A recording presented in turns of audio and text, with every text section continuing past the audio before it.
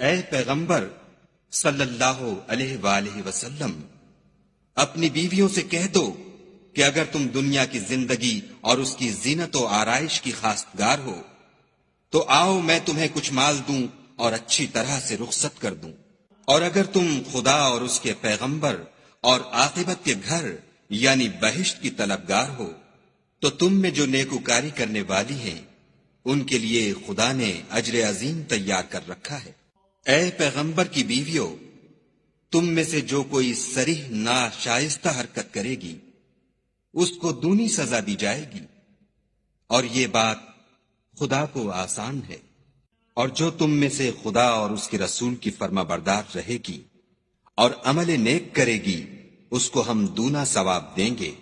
اور اس کے لیے ہم نے عزت کی روزی تیار کر رکھی ہے۔ اے پیغمبر کی بیویوں، تم اور عورتوں کی طرح نہیں ہو، اگر تم پرہیزگار رہنا چاہتی ہو تو کسی اجنبی شخص سے نرم نرم باتیں نہ کیا کرو، تاکہ وہ شخص جس کے دل میں کسی طرح کا مرض ہے کوئی امید نہ پیدا کر لے،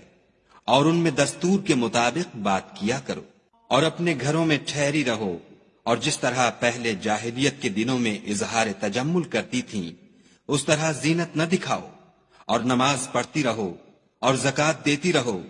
اور خدا اور اس کے رسول کی فرما برداری کرتی رہو۔ اے پیغمبر صلی اللہ علیہ وآلہ وسلم کے اہل بیت، خدا چاہتا ہے کہ تم سے ناپاکی کا میل کچیل دور کر دے اور تمہیں بالکل پاک صاف کر دے، اور تمہارے گھروں میں جو خدا کی آیتیں پڑھی جاتی ہیں اور حکمت کی باتیں سنائی جاتی ہیں ان کو یاد رکھو، بے شک خدا باریک بین اور باخبر ہے۔